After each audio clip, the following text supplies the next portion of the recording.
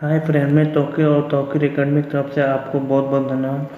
जैसे कि मैं बता दूं, आज मैं क्लास 10th रियल नंबर वास्तविक संख्या लेकर आया हूं। तो चलिए आगे बढ़ते हैं और देखते हैं क्या क्या पढ़ा जाएगा। देखिए, सबसे पहले आज पढ़ा जाएगा यूक्लिड विभाजन प्रमेयिका। तो इसमें पढ़ा जाएगा। चलिए शुरू करते हैं। सबसे पहले यूक्लिड विभाजन प्रमेयिका हमको पढ़ना है। तो उससे पढ़ने से पहले आपको पढ़ना पड़ेगा भाग्य, डिवीजन।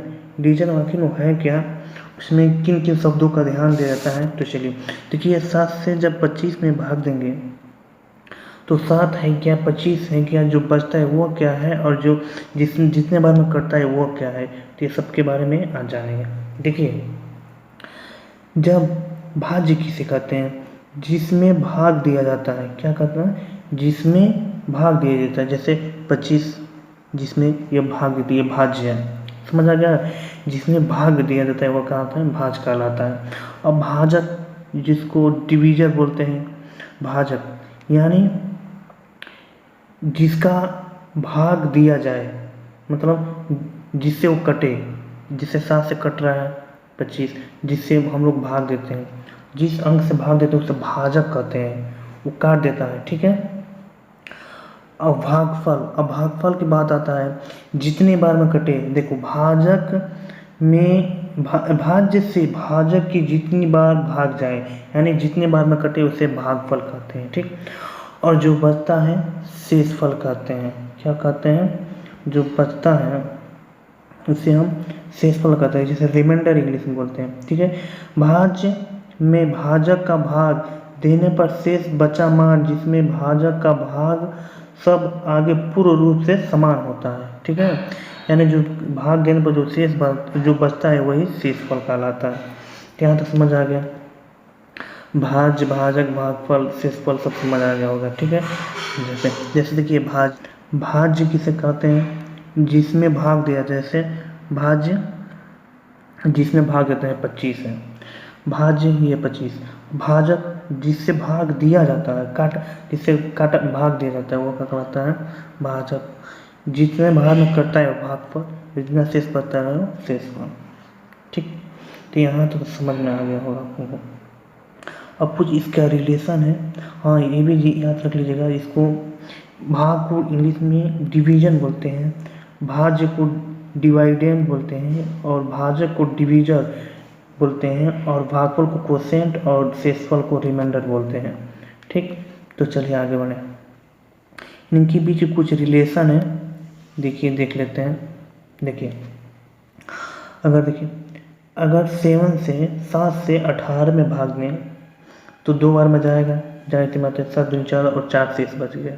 कितना शेष बचा, 4 शेष पर बचा। देखिए, इसमें भाज्य 18 है, सॉरी भाजक 7 है, शेष और शेष भागफल 2 है और शेषफल 4 है, ठीक। अब इसमें कुछ रिलेशन है, आपको याद करना पड़ेगा। देखिए, ये रिलेशन है। इसे भाज्य इक्वल टू भाजक गुणे भागफल प्लस शेषफल। जैसे कि मैं मान लो भाज्य को ए मान लेते हैं, ठीक, इक्वल टू भाजक को मैं मान लो बी, भागफल क्यू प्लस शेषफल को आर।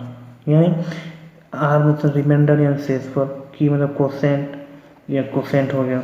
कोसेंट मतलब भागफल होता है। भाजक को मैंने बी मान लिया और भाजक को ए मान लिया। यही तो है, यही है यूक्लिड विभाजन प्रमेयिका। इसी को बोलते हैं, क्या बोलते हैं, यूक्लिड विभाजन प्रमेयिका। तो चलिए ये पढ़ लेते हैं यूक्लिड विभाजन। चलिए स्टार्ट करते हैं। प्रमेय क्या है, यूक्लिड विभाजन प्रमेयिका। तो चलिए स्टार्ट करते हैं। देखिए, यहाँ पर सबसे कर रहे हैं यूक्लिड विभाजन प्रमेयिका के अनुसार 2 धनात्मक पूर्णांक ए बी, यानी भाज्य और भाजक की बात कर रहा है। 2 धनात्मक पूर्णांक, ठीक है, दिए रहने पर यह ऑलरेडी दिया रहेगा। ऐसे अद्वितीय पूर्णांक क्यू तथा आर, यानी कोसेंट रिमाइंडर की बात कर रहा है, भागफल और शेषफल का विद्यमान है, तब क्या होगा, ए इक्वल टू यानी भाज्य इक्वल टू होगा भागफल, भाजक गुणे भागफल प्लस शेषफल होता है, ठीक। और कह रहा है कि जो शेषफल होगा 0 से बड़ा होगा जीरो से बड़ा होगा या उसके बराबर होगा, और जो शेषफल होगा वो या भाजक के से छोटा होगा।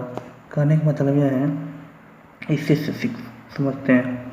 कह रहा है आर की मान है जीरो से बड़ा और भाजक से छोटा होता है। कहने का मतलब जो शेषफल है यानी आर है, ये भाजक है बी, ठीक है। हमेशा क्या होता है जो है ना, भाजक से छोटा शेषफल होता है, ठीक है। न तो इससे अधिक होता तो फिर से एक बार और करता है, ठीक। तो याद कर लीजिएगा, जीरो आर के मान जीरो होगा या उससे थोड़ा बड़ा होगा, या बी से हमेशा छोटा होता है। तो चलिए आगे बढ़ते हैं, ये समझ गए होंगे। देखिए इसमें क्यू क्या है, क्यू भागफल है और आर रिमाइंडर, यह तो हो गया। अब कह रहा है यूक्लिड विभाजन एल्गोरिथम कलन विधि इस परिमेयिका पर आधारित है।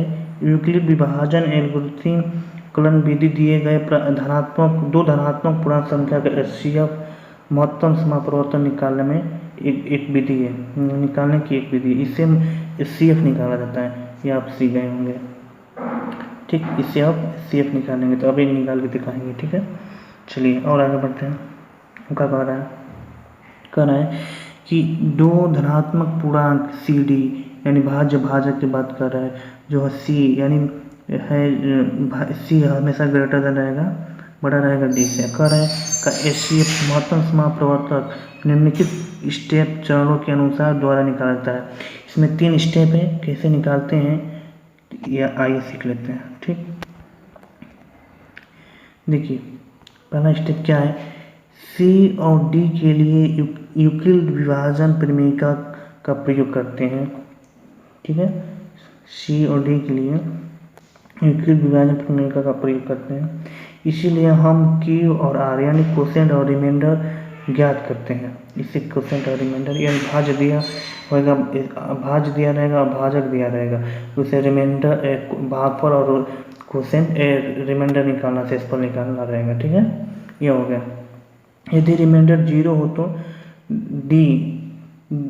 तो डी पूर्णांक सी और डी का एचसीएफ है, ठीक है।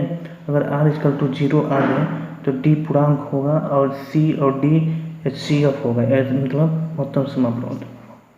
अगर नहीं होगा तो फिर से यही प्रोसेस करेंगे जब तक कि वो 0 ना आ जाए, ठीक। तीसरा स्टेप ये है, इन प्रक्रिया को तब तक जारी रखा जाता है जब तक शेषफल 0 ना हो। इस स्थिति में प्रत्येक भाजक का वांछित एचसीएफ है, समझ आ गया। तो चलिए अगला स्टेप अब क्वेश्चन सॉल्व करते हैं। हाँ तो चलिए स्टार्ट करते हैं प्रश्नावली 1.1 का। देखिए कर रहा है निम्नलिखित संख्या का एचसीएफ ज्ञात कीजिए यूक्लिड विभाजन एल्गोरिथम का प्रयोग करके, ठीक है। इसका प्रयोग करना है किसका, यूक्लिड विभाजन एल्गोरिथम का प्रयोग करके, ठीक है। चलिए हम सॉल्व करते हैं।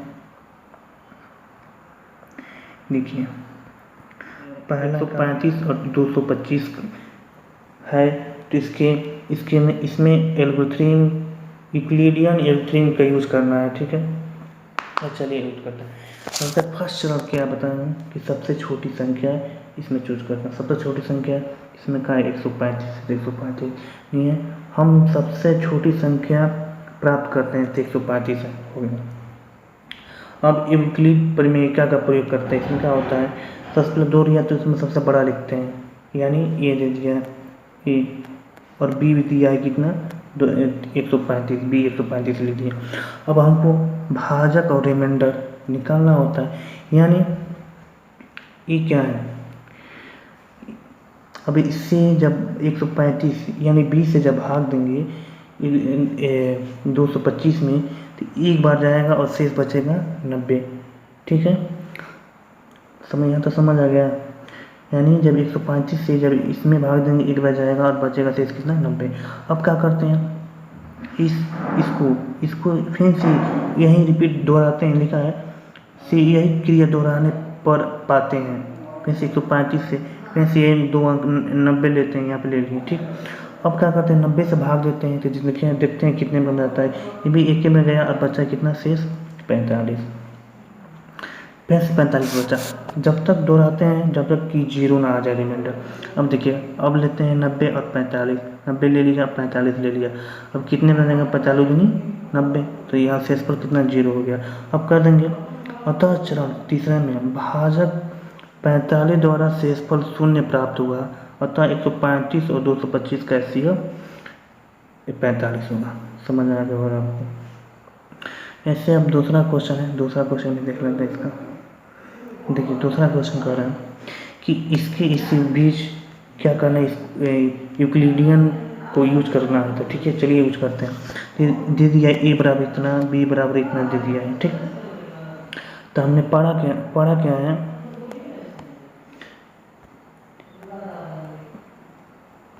पढ़ा है ए बराबर बी क्यू प्लस आर, ये नहीं पढ़ा है। तो ए कितना, इसमें सबसे पहला चुना हो तो सबसे छोटा देखते हैं, सबसे छोटा कितना है 196 यानी 196 है। अब यूक्लिड प्रमेय का प्रयोग करते हैं, यानी सबसे बड़ा है वो लिखते हैं और सबसे छोटा है वो लिख देते हैं यहाँ पर, ठीक। अब देखते हैं इससे कितना बार में भाग जाता है, यानी 195 बार में जाएगा भाग, देखिएगा, और शेषफल 0 बचेगा। शेषफल 0 बच गया, यानी भाजक का कितना होगा, भाजक के साथ 96, शेषफल कितना होगा 0 बचा, तब 31,220 का एचसीएफ 196 होगा, जाहिर सी बात है, ठीक। अब देखिए तीसरा क्वेश्चन, अब देखिए तीसरा क्वेश्चन क्या कर रहा है 867 और 55 के बीच में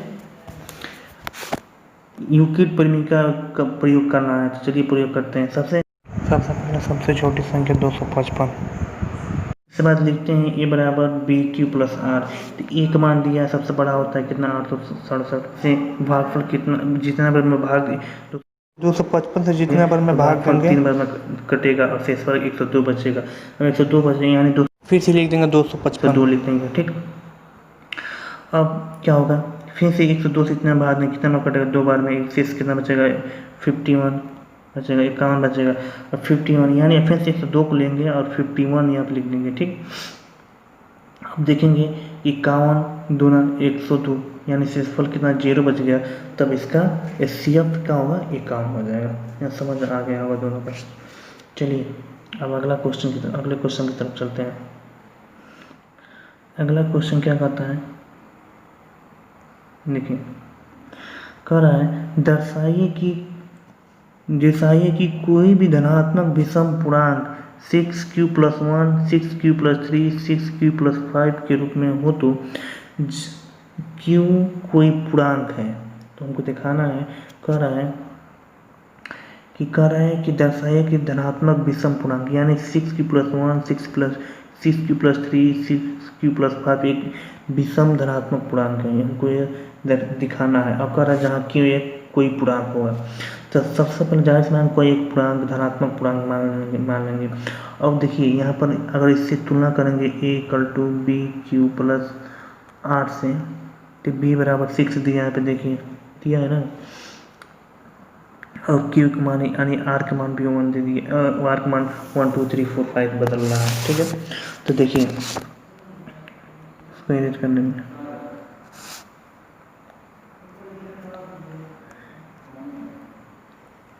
देखिए,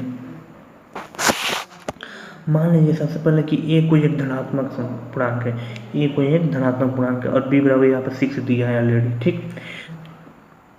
यूक्लिड विभाजन एल्गोरिथ्म से यूज करते हैं। इसमें क्या होता है, a बराबर bq + r, a बराबर b का मान 6 है और q + r, और r के मान 0 से 5 तक जाएगा, ठीक है, यानी b 6 है तो 5 एक कम होता है, ठीक है। तो r बराबर 0 1 2 3 4 5 तक, ऐसे 5 तक जाएगा, ठीक, 5 को। अब देखिए क्या होता है इसमें, r का मान एक बार 6q + r में एक बार 0 रखेंगे, एक बार 1 रखेंगे, एक बार 2 रखेंगे, एक बार 3, एक बार 4, एक बार 5 रखेंगे, ठीक, 5 तक रखेंगे। तो देखेंगे जब a बराबर 0 रखें तो क्या होगा, जो 6 से विभाज्य अर्थात सम संख्या, जब विभाज्य हो जाएगा तो सम संख्या होगा। देखिए यहाँ पर 6q 2 से विभाज्य विभाज्य है तो ये भी सम संख्या है। जो 2 से विभाज्य होता है वो सम संख्या कहलाता है। 4 है, ये भी 2 से विभाज्य हो जाएगा तो ये भी, ये देखिए ये भी 2 से विभाज्य हो जाएगा तो ये भी सम संख्या होगा। देखिए 6 जो विभाज्य नहीं होगा, देखिए ये विभाज्य नहीं होगा, ये भी विभाज्य नहीं होगा, ये भी विभाज्य नहीं होगा तो ये क्या है 8 नंबर विषम संख्या कहलाएंगे। देखिए सिद्ध हो गया यहाँ पर कि 6 Q plus 1 6 Q plus 3 6 Q plus 5 विषम पूर्णांक है जहाँ क्यू। चलिए अब अगले क्वेश्चन की ओर। अब कह रहा है किसी पेड़ में यानी एक समूह में 616 सदस्य हैं। सदस्य वाली एक सेना की एक टुकड़ी को 32 सदस्य वाले आर्मी बैंड के पीछे मार्च करना हो यानी जाना हो, ठीक है। एक 616 है, एक 32 है, ठीक है। कह रहे दोनों समूह के समान संख्या वाले स्तंभ को मार्च करना है तो उन स्तंभों की अधिकतम संख्या क्या है जिसमें मार्च कर सकते हैं, यानी यहाँ पे एचसीएफ आपको निकालना है, ठीक। ये भी किस विधि की यूज कर यूक्लिड विधि की यूज कर, ठीक है। तो चलिए यूज करते हैं। हम मान लेंगे सबसे पहले कि प्रश्नानुसार आर्मी के टुकड़ियों के 2 समूह तथा समूह स्तंभों की संख्या समान, समूह की संख्या समान दी गई है, ठीक है, मान लें। और मानो पहली टुकड़ी की जवानों की संख्या 16 दिया है ऑलरेडी, दूसरी टुकड़ी की 32 है। सबसे छोटी संख्या इसमें यूज करेंगे यूक्लिड, तो सबसे छोटी संख्या कितना होगा 32 होगा, ठीक। सबसे बड़ी कितना है 6 से 16 है। अब 6 से 16 को 32 से भाग देंगे कितने बार में कटेगा 19 बार में कटेगा, ठीक। कितना शेष बचेगा 8। अब इन जीरो नहीं है, अभी अगला स्टेप फिर पढ़ेंगे, फिर दोहराएंगे। अब लिखेंगे 32 लिखेंगे, फिर से 8 लिखेंगे, 32 8 लिख दिए। अब देखेंगे 32 8 से कितने बार कटेगा 4 बार में, शेष पर कितना बचा 0, यानी यहाँ पर समाप्त हो गया, यानी एचसीएफ कितना हो गया 8। देखिए कितने आसान क्वेश्चन है, यानी स्तंभों की अधिकतम संख्या कितना हो गया 8 हो गया। देखिए हाँ, तो अगला क्वेश्चन देखिए कह रहा है यूक्लिड विभाजन प्रमेय का प्रयोग करके दर्शाइए कि धनात्मक पूर्णांक का वर्ग, कोई धनात्मक पूर्णांक उसका वर्ग किसी पूर्णांक यम के लिए 3m या 3m+1 के रूप में होता है। कह रहा है कि कोई एक धनात्मक पूर्णांक है उसका वर्ग 3m या 3m+1 के रूप में होता है। तो हम मान लेंगे कोई धनात्मक पूर्णांक है क्या आगे। देखिए मान लीजिए कि x कोई एक धनात्मक पूर्णांक है, तो मैंने मान लेंगे कि x कोई एक धनात्मक पूर्णांक है तो इसका 3q और 3q+1 के रूप में लिख सकते हैं। तो 3q यानी q जब m मान लिया, m की जगह पर मैंने हम लोग q मान लिए, ठीक है। तो 3q और 3q+1 के रूप में लिख सकते हैं, ठीक। अब कह रहा है धनात्मक पूर्णांक का वर्ग कह रहा है, ठीक है, यानी हमको सिद्ध करना है कि पूर्णांक का वर्ग को 3m या 3m+1 के रूप में लिख सकते हैं, ठीक है। इसका वर्ग क्या 3m और 3m+1 के रूप में लिख सकते हैं। सबसे पहले मान लें x बराबर 3q, इसका वर्ग कर देंगे। तो देखिए वर्ग करेंगे तो 3 का वर्ग 9 और q का वर्ग q² और q² यानी 3 को यहाँ पर 3 को 9 को 3 गुणे 3 ले सकते हैं और q² और यहाँ पर 3q को मान लेंगे यम बराबर हो जाएगा 3q² पूरा इसके बराबर। तो यहाँ पर यम बराबर 3q² हो जाएगा, तो 3m यह हो जाएगा, यानी x² 3m। इसमें कहने का मतलब इसका वर्ग कर दिए हैं 3q का, तो x² 3m, इनका वर्ग ऐसे ही लिख सकते हैं, ठीक है। अब दूसरा कह रहा है कि 3m+1 3q+1 को वर्ग करेंगे 3m+1 के रूप में लिख सकते हैं कि नहीं, तो ये भी देख लेते हैं। चलिए देखिए 3x3q+1 इसका वर्ग करते हैं, वर्ग करें तो इतना होगा, यानी a² + b² + 2ab हो गया, ठीक। अब देखिए 9 को 3 × 3 ले सकते हैं, यानी 9 को 3 × 3 ले दिए।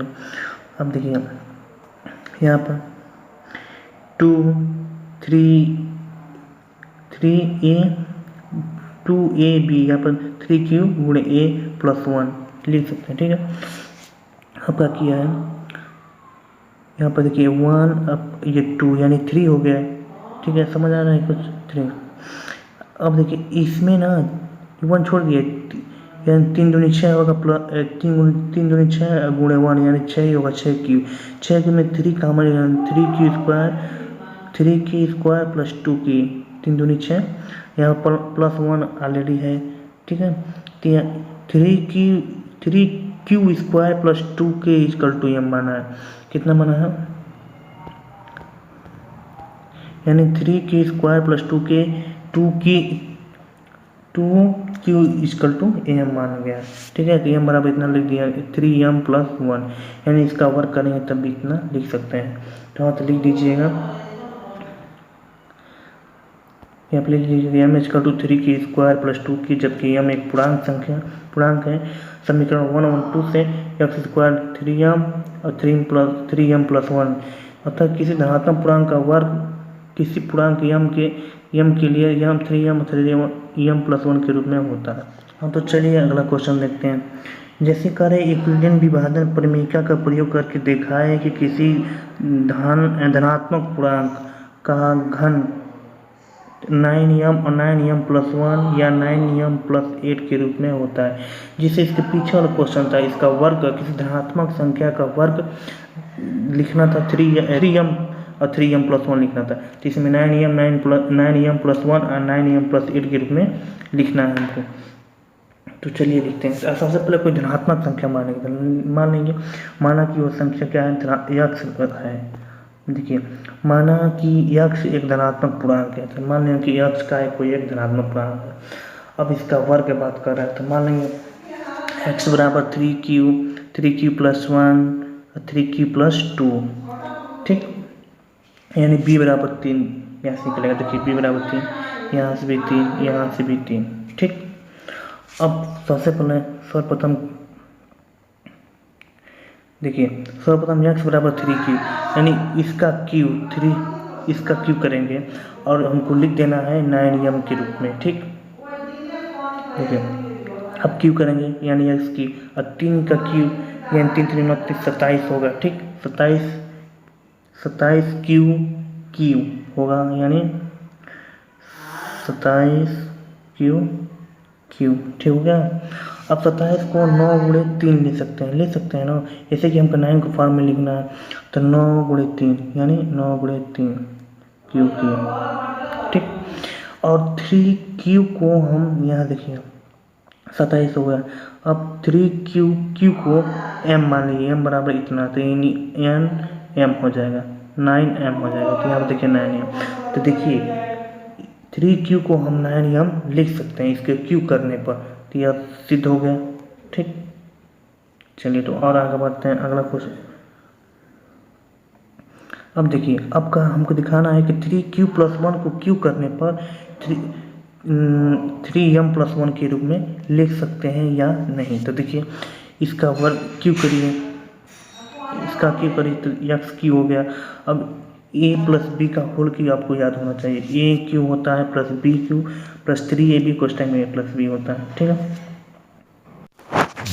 हाँ, तो देखिए 3q + 1 का होल की यानी a + b का होल की, तो a q + b q + 3ab में a + b होता है। तो देखिए 3 का q यानी 27 q का q यानी q + b यानी a का q यानी a q मतलब 1 ही होता है। 3ab यानी 3 हो गया। 3 a की जगह पर 3q है, b की जगह पर 1 है, ठीक है। अब देखिए a + b, देखिए a की जगह पर 3q + b की जगह पर 1 है, इतना हो गया। अब देखिए 27 q का q प्लस, देखिए 3 × 3 = 9 और 9 × 3 = 27 q, यानी ये q²। अब देखिए 3 × 3 = 9 और 9 यहाँ इसमें 1 में गुणा होगा, कितना होगा 9q, ये ऑलरेडी 1 है, तो इतना 1 लिख देंगे। देखिए इतना या डायरेक्ट लिख दिया, ठीक है, यह डायरेक्ट लिख दिया। अब इसके आगे का क्या है, इतना में ये 1 छोड़ के इतना में 9 कॉमन ले लिया है, 3q², ये 9m + 1 के रूप में लिखना है, तो इतना का जगह पर m मान लिया है, ठीक है। तो देखिए x = 3q + 1 का होल q करने पर यह 9m + 1 के रूप में लिखा जाता है। ऐसे ही अगर हम x equal to 3 cube plus 2 का होल क्यूब करते हैं तो ऐसे ही इसको भी लिखा जा सकता है। इसको होल क्यूब करिएगा, ठीक है, यानी a cube plus b cube plus 3 a b question में ए प्लस बी के होल करिएगा और इसमें 9 कॉमन लीजिएगा और इतना बचेगा एम मान लीजिएगा। अब 8 इधर बचेगा, ठीक है, 2 का क्यू होता है 8, ठीक, और एम जगह पर हो जाएगा 3 Q plus 6 Q square plus 4 Q, इतना एम जगह पर होगा तो यहाँ पर 9m प्लस 8 हो जाएगा, ठीक है, यानी एम इक्वल टू इतना होगा, जहाँ एम बराबर यानी इतना आई एम बराबर इतना होगा, ठीक है। अतः किसी धनात्मक पूर्णांक किसी पूर्णांक के लिए 9m और 9m प्लस 1 और 9 या 9m प्लस 8 के रूप में होता है, ठीक है। तो चलिए, थैंक यू।